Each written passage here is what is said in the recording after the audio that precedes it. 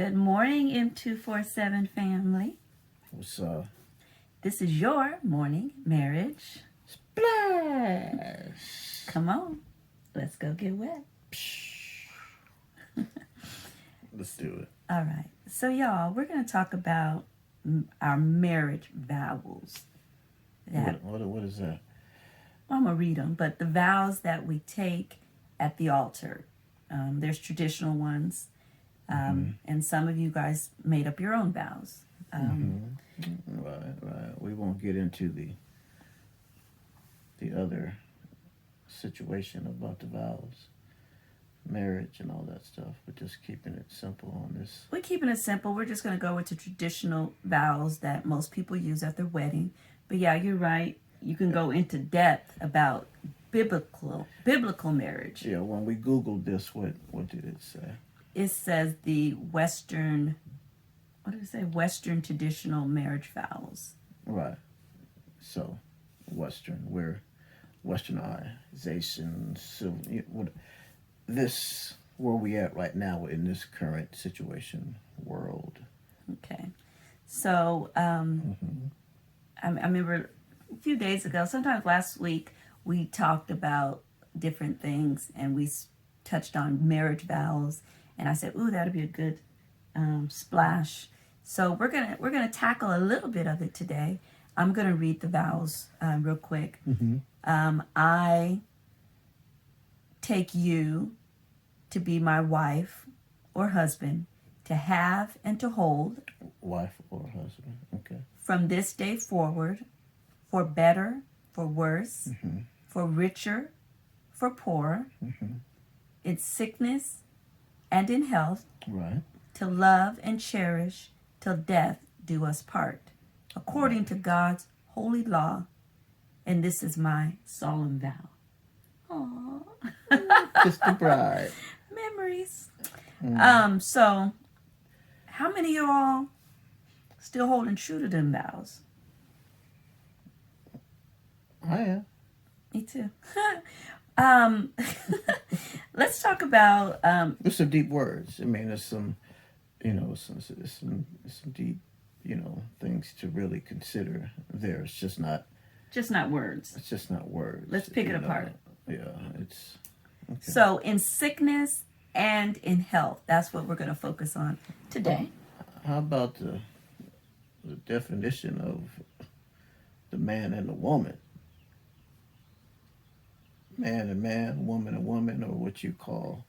But we're working on the traditional vows. You on a whole nother subject. I'm a whole different situation. So in sickness and in health, okay. During our marriage, I know this man right here has been holding firm and tight to that vow. He's always, if I had an element, he'd take care of me. I reflect on this. I don't think I've ever really spoke about it, but an action that David did has really stayed with me throughout in the last 10 years. When we had at the birth of our last child, I came down with congestive heart failure. CHF. Yeah. It was what they said was a form of postpartum. Yeah, it was a rare postpartum. That's what they told us. So, anyway, I was in the hospital for a good while. Okay. And during that time before Caitlin, the gymnast, was born. The last child. His last child. David went on a 40-day fast. 40 days. He only had water. It was hard to see him go through it, but he did it. And it was after the birth of Caitlin, I was very sick. And definitely I had sick. to have a certain diet.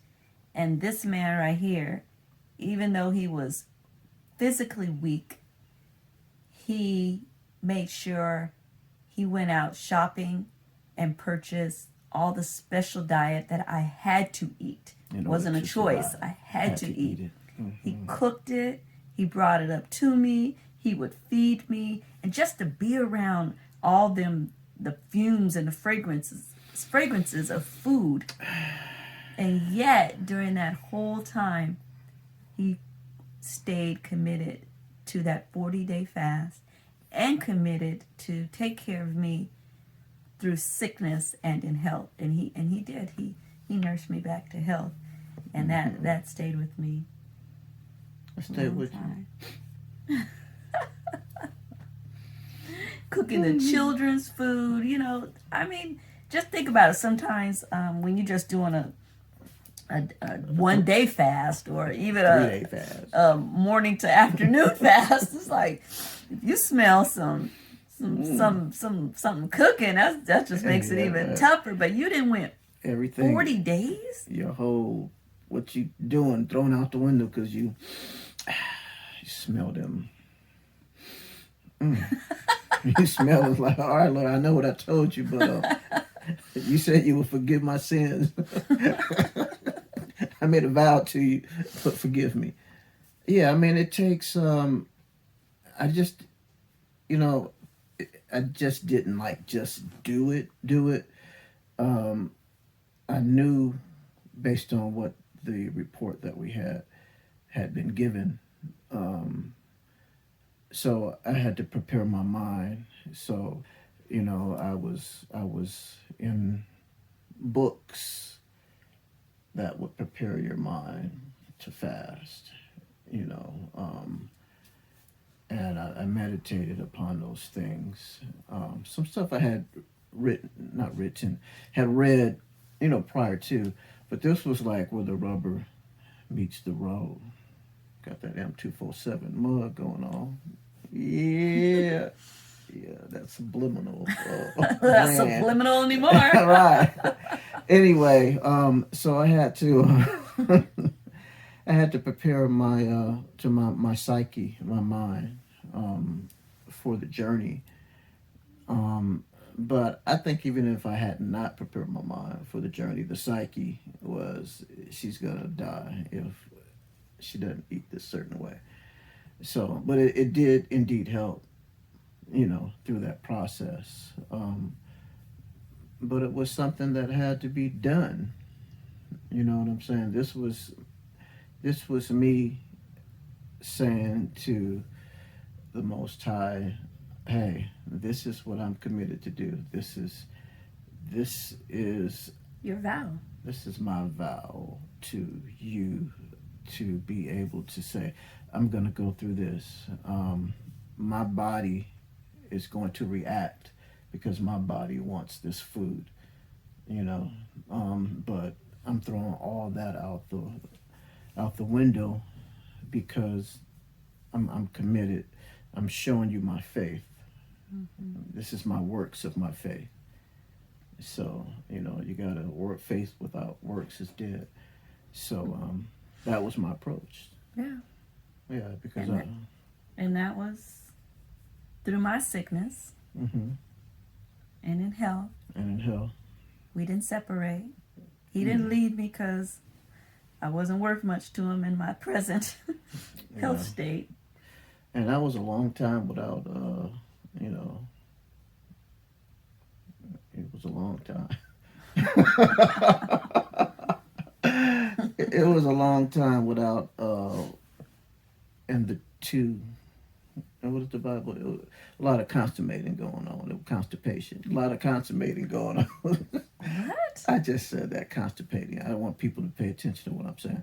There was not any consummating going on. There was no sex, none of that going on through the sickness aspect of it. You know what I'm saying? After she looking all crazy. What are you talking about? We're talking about sickness and in health. I know, but in that, the challenge of somebody, because of your sickness, there was no sex.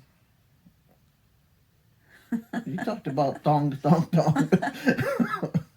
So I'm saying even that, a man going through something with his woman and not being able to, have sex because of her illness, that takes a lot of dedication, Dedication you said you were going to do anyway, But when the rubber hits the road, then you really see what you're made of.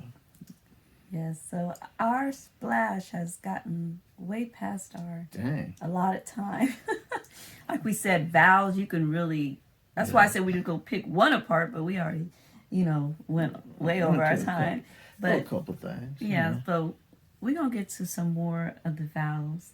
Probably take a couple of days Yeah. this week. Yeah, might And take just the whole talk- week. Yeah, just talk about it. See Talk what, about your vows. So you guys, husband and wives today, think about the vows that you made to each other.